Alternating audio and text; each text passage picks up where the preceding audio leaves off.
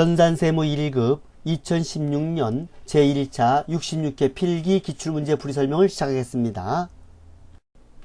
1번 다음 중 손익계산서, 포괄 손익계산서가 아님에 표시되는 항목이 아닌 것은 손익계산서에는 매출액 마이너스 매출원가는 매출총이익이 되고 매출총이익에서 판매비와 관리비를 빼면 영업이익이 되고 영업이익 플러스 영업의 수익 마이너스 영업의 비용은 법인세 비용 차감전 순이익이고 법인세 비용 차감전 순이익에서 법인세 비용을 빼면 당기 순이익입니다.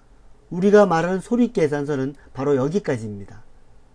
포괄 손익계산서에는 이 당기 순이익에다가 기타 포괄 손익 누계액을 더하거나 빼면 총 포괄 순이익이 되는 겁니다. 기타 포괄 손익 누계액에는 매도 가능증권 평가손실, 매도 가능증권 평가이익, 해외사업 환산손실과 해외사업 환산이익, 파생상품 평가손실과 파생상품 평가이익, 그리고 재평가 잉여금이 있습니다. 포괄 손익계산서가 아닌 손익계산서에는 기타 포괄손익 누계액은 자본 항목으로서 손익계산서가 아닌 재무상태표에 표시가 됩니다. 퇴직급여 충당부채 환입, 영업의 수익입니다. 매도 가능증권 평가이익, 기타 포괄손익 누계액입니다. 경상개발비, 이건 경상연구개발비로서 판매비와 관리비입니다. 단기투자자산 평가손실, 영업의 비용입니다. 답은 2번이 되겠습니다. 2번 다음 중 결산 과정에서 결산정리사항에 관한 기말수정분계를 누락한 경우 순이익에 미치는 영향을 가장 바르게 설명하고 있는 것은 미지급 비용을 누락한 경우 순이익이 과소계상된다. 미지급 비용을 계상하면 차변에 비용 항목이 되고 대변엔 미지급 비용이 됩니다. 비용을 누락했죠. 비용을 누락하면 순이익이 과소가 아니고 과대 계상됩니다. 틀렸습니다. 미수수익을 누락한 경우 순이익이 과대 계상된다. 미수수익은 차변의 미수수익 그리고 대변의 수익 항목입니다. 수익을 누락했습니다. 수익을 누락하면 순이익이 과소 계상됩니다. 틀렸습니다. 선급 비용을 누락한 경우 순이익이 과소 계상된다. 선급 비용은 차변의 선급 비용, 대변엔 비용 항목입니다. 선급 비용은 비용을 줄이는 거죠. 비용을 줄여야 되는데 비용을 줄이지 못했습니다. 비용을 줄이지 못했기 때문에 선급 비용을 누락하면 비용이 과대 계상이 돼서 비용이 과대된 만큼 순이익은 과소 계상됩니다. 선급 비용을 누락한 경우 순이익이 과소 계상된다. 맞습니다. 선수 수익을 누락한 경우 순이익이 과소 계상된다. 선수 수익은 수익 항목을 줄이고 그리고 선수 수익이라는 부채를 증가를 시키는 겁니다. 수익을 줄여야 되는데 수익을 안 줄였죠. 수익을 안 줄였기 때문에 순이익이 과대 계상됩니다. 역시 틀렸습니다. 답은 3번이 되겠습니다. 3번 어떤 의무에 대하여 자원 유출 가능성이 매우 높으나 그 금액을 신뢰성 있게 추정할 수 없다면 재무제표에 어떻게 공시하는가? 여기에서 어떤 의무에 대하여 자원 유출 가능성이 매우 높은데 두 가지 용어가 있습니다. 우발 부채라는 게 있고 충당 부채라는 게 있습니다. 우발 부채는 장래에 발생할지 모르는 어떤 의무에 대하여 자원 유출 가능성이 매우 높으나 그 금액을 신뢰성 있게 추정할 수 없는 부채로서 재무상태표에 부채로 인식되지 않지만 주석으로 공시합니다. 즉 재무상태표에는 기입하지 않는다 이런 얘기입니다. 거기에는 뭐가 있냐면 어음의 배에서 양도와 채무지급보증이 있는데 어음을 배에서 양도하게 되면 어음대금 지급인이 만기에 지급을 못하면 배서인이 그 지급을 대신 담당을 해야 됩니다. 배서의 의무가 있습니다. 또 채무 지급 보증을 쓰게 되면 채무자가 지급을 하지 않으면 그 보증 쓴 사람이 대신 지급해야 될 의무가 있습니다. 이것을 우리는 우발 채무라고 합니다. 지금 문제가 바로 그 금액을 신뢰성 있게 추정할 수 없다. 즉 우발 부채에 대한 문제입니다. 그래서 우발 부채는 재무제표에 어떻게 공시되냐 물어봤습니다. 여기에 반해서 충당부채라는 게 있는데, 충당부채는 장래에 발생할지 모르는 어떤 의무에 대하여 자원 유출 가능성이 매우 높으나 그 금액을 신뢰성 있게 추정할 수 있는 부채로서 차후에 반드시 지급해야 할 부채로, 이것은 충당부채는 재무상태표에 반드시 표시를 합니다. 개정 과목으로서는 퇴직급여 충당부채가 있습니다. 이 퇴직급여 충당부채는 차후에 반드시 지급해야 될 부채입니다. 우발채무는 여기 이거는 우발채무라 했죠. 우발부채는 재무상태표에는 표시하지 않지만 주석으로 공시한다. 우발채무로 주석 공시한다. 맞습니다. 공시하지 않는다. 틀렸습니다. 충당부채를 인식한다. 이건 우발부채입니다.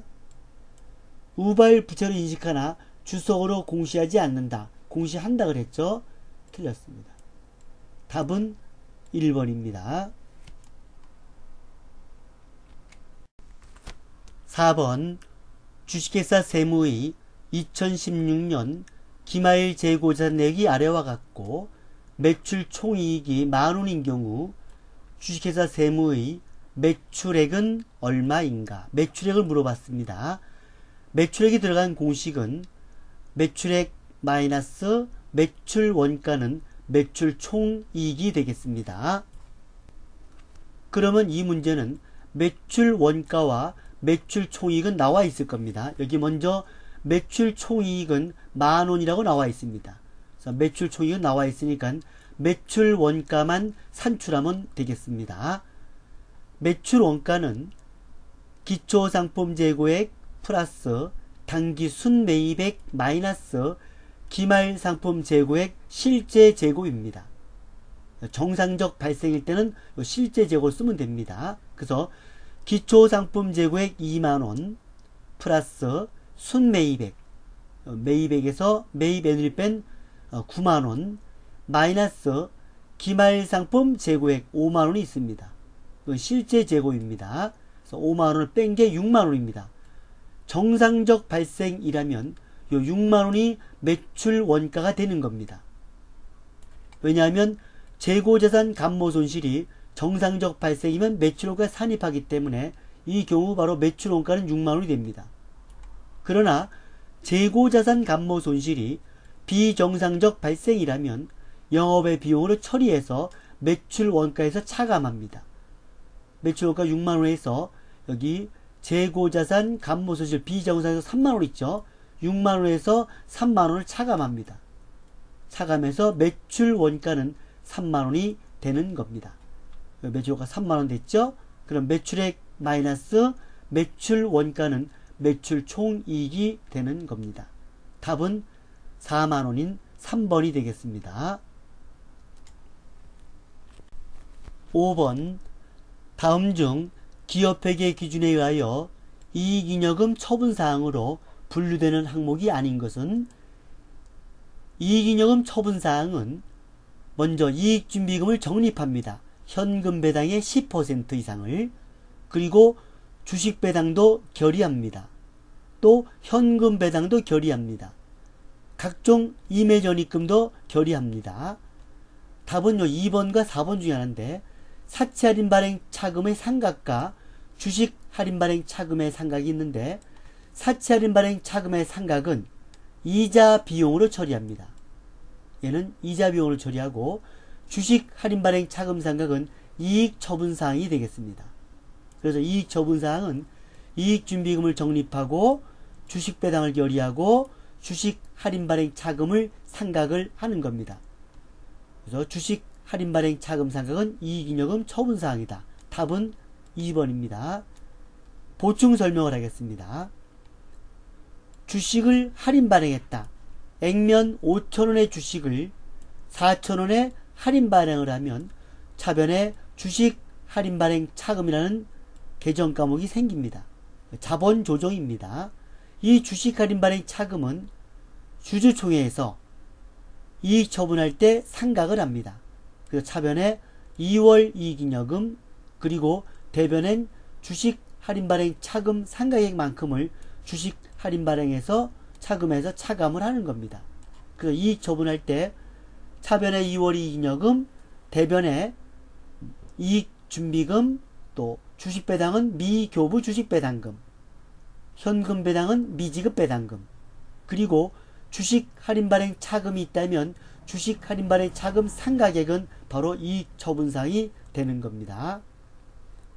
그리고 사채 할인 발행 차금 상각은 이자 비용으로 처리한다 그랬죠? 자, 사채를 할인 발행했습니다. 액면 5,000원의 사채를 4,000원에 할인 발행을 하게 되면 사채 할인 발행 차금이라는 계정 과목이 생기는데 이 사채 할인 발행 차금은 사채의 차감적 평가 계정입니다. 이 사채 할인 발행 차금은 매 결산 때 상각을 하는데 유효 이자율법으로 상각을 해서 금액이 나오면 이 상각액만큼을 이자 비용으로 처리합니다. 차변의 이자 비용 그리고 금액만큼을 사채 할인 발행 차금에서 감소를 시켜주는 겁니다. 다시 말씀드리면 주식 할인 발행 차금 상각은 이익 처분사항이고 사채 할인 발행 차금 상각은 이자 비용으로 처리를 하는 겁니다. 6번 당사는 단계 배부법을 이용하여 보조부문 원가를 배부하고 있다. 다음 자료에 의하여 동력부문 원가를 먼저 배부하는 경우에 수선 부문에서 조립 부문으로 배부되는 원가는 얼마인가? 보조 부문비 배부 방법에는 세 가지가 있습니다. 직접 배부법, 상호 배부법, 단계 배부법이 있습니다. 직접 배부법은 제조 부문에만 직접 배부하는 방법이고 상호 배부법과 단계 배부법은 제조 부문뿐만 아니라 보조 부문에도 배부하는 방법입니다. 다만 다른 것은 상호 배부법은 자기를 뺀 보조 부문에 다 배부하는 것이고 단계 배부법은 배부 순서를 정합니다. 그래서 상호 배부법은 완전 배부라고 하면서 연립 방정식 방법으로 배부를 하게 되고 단계 배부법은 배부 순서를 정해서 배부를 하는 겁니다. 이 문제에서 동력 부문 원가를 먼저 배부한다 그랬습니다. 여기 동력 부문 원가를 먼저 배부한다 했으니까 20만원이 이 수선 부문의 20%입니다. 그러면 20만원 곱하기 0.2 하게 되면 4만원입니다. 4만원이 오죠. 이게 4만원이 오게 됩니다. 그러면 수선 부문비는 얼마가 되냐면 18만원이 됩니다. 그리고 지금은 수선 부문에서 조립 부문에 배부되는 원가를 물어봤습니다. 이 수선 부문이 조립 부문에 배부되는 원가를 물어봤습니다. 그러면 18만원이죠. 18만원인데 여기 보면 수선 부문비가 동력 부문도 같죠? 이건 이미 동력 부문은 단계 배부법에서 소멸됩니다. 끝났죠. 필요 없고 18만원 곱하기 여기 42% 똑같으네요. 반이네 반. 이걸 도합니다. 그러면 18만원 곱하기 84분의 42 반입니다. 반. 그래서 9만원이 조립 부문에 배부가 되는 금액입니다. 그래서 답은 3번이 되겠습니다. 7번 주식회사 수원은 정상개별 원가를 사용하여 직접 노무 시간을 기준으로 제조 간접 원가를 배부하고 있다. 2016년도 다음 자료를 참고하여 연간 예산 직접 노무 시간을 계산하면 얼마인가? 정상 개별 원가라는 말은 뭐냐면 예정 원가를 채택하고 있다 이런 말입니다. 제조 간접원가 실제 발생액은 1180만원이다. 제조 간접원가 과소 배부액은 172만원이다. 실제 직접 노무시간은 36,000시간이다. 연간 제조 간접원가 예산액은 980만원이다. 이런 문제를 풀 때는 그냥 막연히 풀려면 어렵습니다. 제조 간접비 예정 배부에 대한 문제는 이렇게 제조 간접비 계정을 그리면 편합니다. 그래서 제조 간접비 계정에서 먼저 대변에 예정 배부액을 적고 그 다음에 차변에 실제 발생을 적게 되면 차이가 생기게 되어 있습니다. 이 문제를 보게 되면 제조 간접원가 실제 발생 나와 있습니다. 1180만원 쓰면 됩니다. 이렇게 실제 발생. 그리고 나의 제조 간접원가 과소 배부가 나와 있습니다. 과소 배부. 실제보다 덜 배부됐다 이런 얘기죠. 과소 배부란 말은 실제 발생액보다 예정 배부액이 적다. 얼마만큼? 172만원만큼. 그래서 배부 차이가 대변에 172만원 생기면서 예정 배부액은 1008만원이 되는 겁니다. 이 예정 배부액은 어떻게 구하느냐 하면 예정 배부율 곱하기 실제 작업시간 곱해서 예정 배부액이 됩니다. 근데 예정 배부율이 안 나와 있습니다. 여기 지금. 그래서 예정 배부율 곱하기 실제 작업시간. 여기 실제 작업시간 나와 있죠. 36,000시간은 예정 배부액 1008만원. 그러면 이 곱하기가 넘어가면 나누기가 되겠죠. 108만원 나누기 36,000이죠. 나누기 36,000 하게 되면 예정 배부율은 280원이 되는 겁니다. 이 예정 배부율은 또 어떻게 구하느냐 하면 제조 간접비 예산액을 예정 작업시간으로 나눠주면 예정 배부율이 나오는데 지금 문제가 연간 예산 직접 노무시간, 지금 요 Y를 물어본 겁니다. 예정 작업시간을 물어봤어요. 근데 예산액이 나와 있죠. 여기 연간 제조 간접 원가 예산액은 980만원이다. 그래서 980만원 나누기 예정 작업시간 구하는 거니까 Y라고 놓고는 예정 배부율 아까 산출했죠. 280원 이렇게 나왔습니다. 그러면 예정 작업시간은 280 예정 배부를 활용하게 되면 Y를 넘기죠. Y는 얼마냐면 280이 1로 넘어가게 됐죠. 나누기로 하면 980만원 나누기 280 하게 되면 35,000시간이 바로 예정 작업시간, 즉 예산 직접 노무시간이 되는 겁니다. 답은 2번이 되겠습니다. 다시 말하면 제조 간접비 예정 배부 문제가 나오면 반드시 계정을 그려서 대변에 예정 배부액, 차변에 실제 발생액, 예정 배부액은 예정 배부율 곱하기 실제 작업시간이고 또 예정 배부율은 제조 간접비 예산액 나누기 예정 작업시간인 것을 명심하시기 바랍니다. 배부 차이는 지금처럼 과소 배부다. 실제 발생보다 과소 배부, 적게 배부되면 대변에 배부 차이가 생기고 더 많이 배부가 되면 차변에 배부 차이가 차변에 발생하게 되는 겁니다. 8번 개별 원가 계산에 대한 설명으로 옳지 않은 것은 각 제품별 원가 집계에 따른 비용과 노력이 많이 요구된다. 각각 알기가 힘들죠. 개별 원가 맞습니다.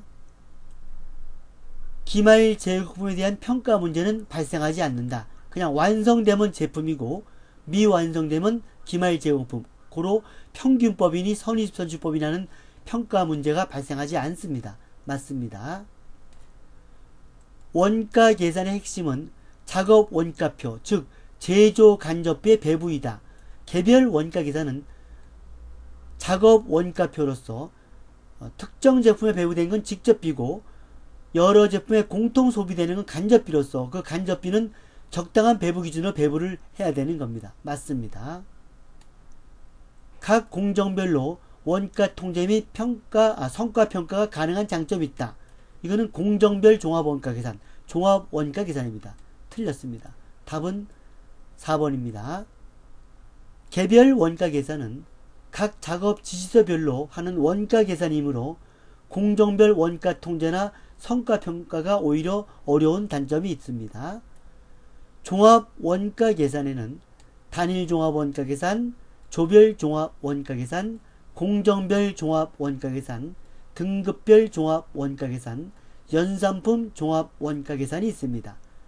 단일 종합 원가 계산은 단일 공정에서 한 가지 제품을 연속적으로 대량 생산하는 것이고, 조별 종합 원가 계산은 두 가지 이상의 제품을 단일 공정에서 연속 대량 생산하는 것이고, 공정별 종합 원가 계산은 단일 제품을 여러 공정을 거쳐서 대량 생산하는 방식이고, 등급별 종합 원가 계산은 제품이 급수가 매겨서 나오는 제품이고, 연산품 종합 원가 계산은 하나의 원료가 들어가서 성질이 다른 여러 종류의 제품이 나올 때 채택하는 원가 계산 방식입니다. 9번 주식회사 세무는 선입선출법에 의한 종합원가계산제도를 채택하고 있다. 직접 재료는 공정 초에 전액 투입되고, 이러면 직접 재료비 완성도는 100%입니다. 가공 원가는 공정 전반에 균등하게 투입되며, 공소는 공정 중간 완성도 50%에 발견된다. 가공 원가의 완성품 환산량을 아래 자료에 계산하면 얼마인가? 가공 원가에 대해서만 물어본 겁니다. 기초 제공품 100단위, 완성도 30%, 단기 착수량 880단위, 완성품 수량 520단위, 정상 공선이 330단위, 기말 제공품 130단위, 완성도 60%입니다. 완성품 환산량 산출 공식은 평균법이 있고 선입선출법이 있습니다. 평균법은 완성품 수량 플러스 기말 제공품 완성품 환산량까지가 평균법입니다. 여기서 기초 제공품 완성품 환산량을 차감하게 되면 선입선출법이 되는 겁니다. 그리고 여기 정상 공선이 발생했죠. 공손품이라는 것은 뭐냐 하면 불합격품, 불량품을 말하는데, 정산 공손품의 경우는 완성품 환산량은 정상 공손품 완성품 환산량은 완성품 환산량에다가 가산을 시키면 되는 겁니다. 그래서 여기 선입선출법 완성품 수량 520개 플러스 기말 제공품 완성품 환산량 130 곱하기 0.6 마이너스 기초 제공품 완성품 환산량 100 곱하기 0.3 하면 요까지가 선입선출법인데, 정상 공손이 발생했고 여기에 완성도가 50% 나와 있죠. 여기다가 330에다가 0.5를 곱합니다. 0.5. 그래서 330 곱하기 0.5 한 것이 바로 완성품 환산량이 되겠습니다. 모두 몇 개냐면 733개가 되겠습니다. 그래서 답은 1번입니다. 지금 이 문제는 가공 원가의 완성품 환산량을 구하라는 문제인데, 만약에 가공 원가가 아니고 직접 재료에 대한 완성품 환산량을 물어보는 문제라면, 직접 재료는 공정 초에 전액 투입됐다 그랬기 때문에 직접 재료비 완성도는 100%가 되는 겁니다. 그래서 구하게 되면 선입선출법일 때 완성품 수량 520개 플러스 기말 제공품 완성품 환산량, 완성도를 안 곱합니다. 100%니까 그냥 130 안하고, 그 다음에 마이너스 기초 제공품 완성품 환산량 역시 100개죠. 완성도가 100%이기 때문에 곱하기 0.3을 안합니다. 그리고 플러스 역시 공손도 330 곱하기 0.5 안 합니다. 왜냐하면 완성도가 100%니까. 이런 경우는 520개 플러스 130개 마이너스 100개 플러스 330개가 되는 겁니다. 그래서 880개가 바로 재료비 완성품 환산량이 되는 겁니다. 880개. 10번 주식회사 중앙은 개별 원가 계산을 실시하고 있다. 제조 간접 원가는 직접 노무 원가의 120%다. 작업 201번에서 발생한 직접 재료 원가는 176만 4천원이며 제조 간접 원가는 105만 8,400원이다. 또한 작업 지시서 301번에서 발생한 직접 재료 원가는 29만 4천원이며 직접 노무 원가는 73만 5천원이다. 작업 지시서 201번에서 발생한 직접 노무 원가 및 작업 지시서 301번의 총 제조 원가는 얼마인가? 두 개죠. 그래서 201번 지시서 201번의 직접 노무 원가하고 301번의 총 제조 원가 물어봤습니다. 이런 문제를 볼 때는 먼저 물어보는 문제가 금액이 똑같나 다르나 보세요. 다 다르죠. 그러면 요 201번 지시서 201번의 직접 노무 원가만 구하면 301번의 제조원가 구할 필요가 없는 거죠.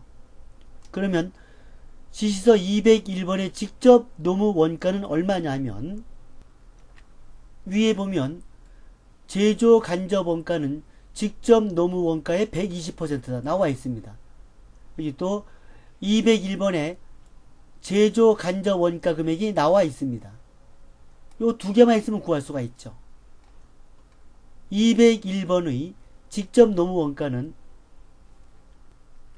구해야 되는 문제니까 y라고 놓으면 y 곱하기 여기 직접 노무 원가의 120% 1점이죠. y 곱하기 1.2 여기 120%는 여기 105만 8,400이라고 나와 있습니다. 요 두 개 가지고 구한 거죠. 그러니까 뭐 x라고 되고 x 곱하기 1.2는 105만 8,400이다. 그러면 요 x 즉 y를 구하려면 요 1.2가 넘어가면 나누기가 되겠죠. 나누기 1.2 하면 88만 2천원이 나오는 겁니다.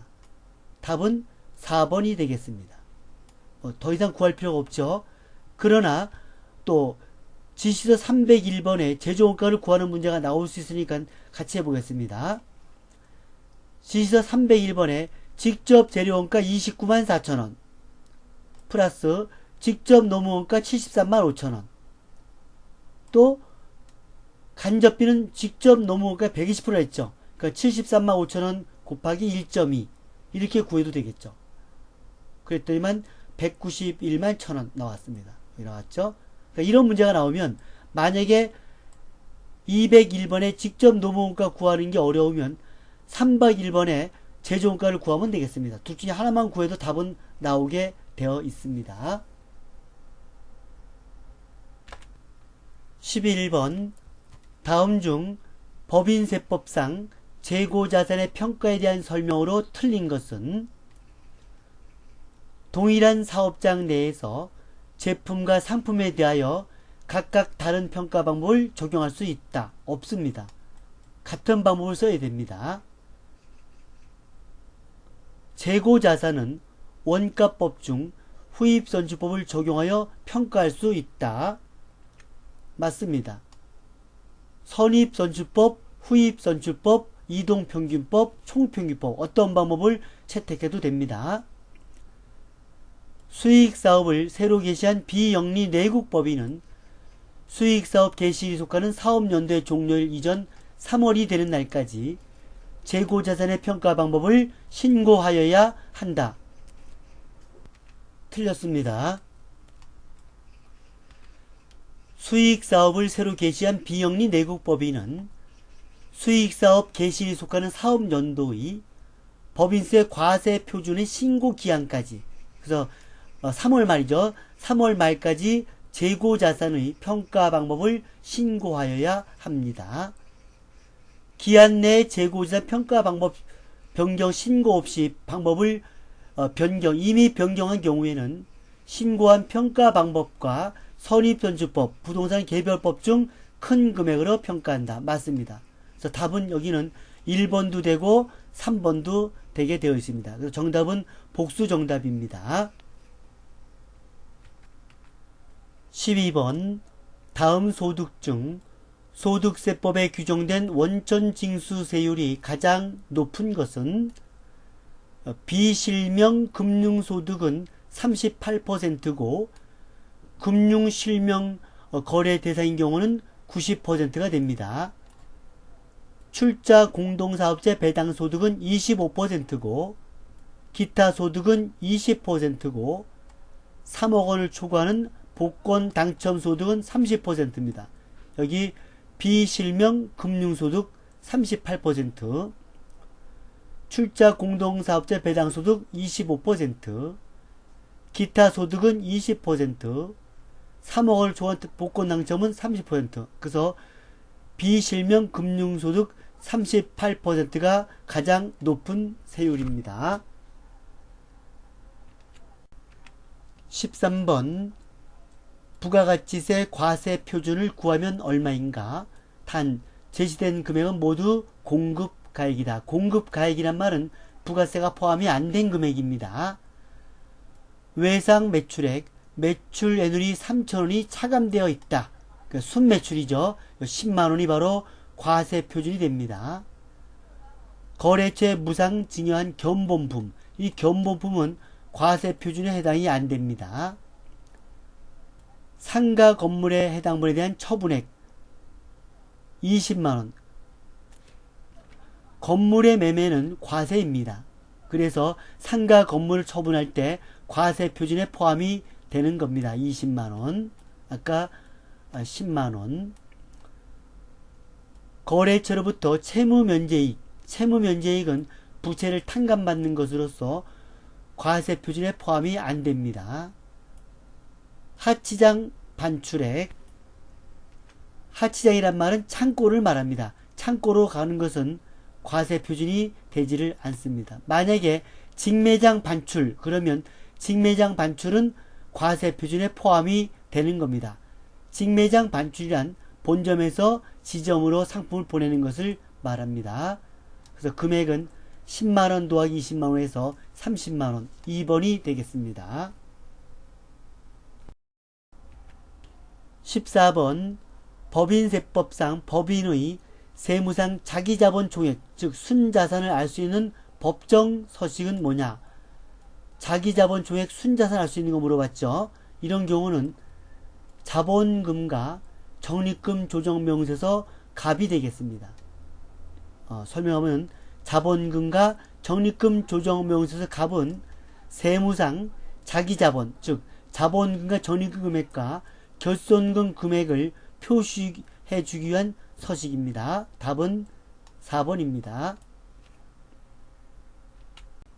15번 소득세법상 사업소득 금액을 계산할 때 총수익 금액에 산입되는 것은 매출 할인은 총수익 금액에 산입되지를 않습니다. 이것은 매출액에서 차감하는 형식입니다. 사업과 관련 없는 자산 수중익, 이것도 총수익 금액에 산입되지 않습니다. 왜? 사업과 관련이 없기 때문에. 국세 환급 가산금, 이거는 뭐냐면 이미 징수한 국세를 환급시킬 때 환급금에 대한 법정이자 상당액을 보상해주는 돈으로서 총수익금액에는 산입하지를 않습니다. 거래 상대방으로부터 받는 장려금, 이 장려금은 총수익금액에 산입을 시킵니다. 답은 4번이 되겠습니다. 이상으로 전산세무 1급 제66회 필기 기출문제 풀이 설명을 마치겠습니다.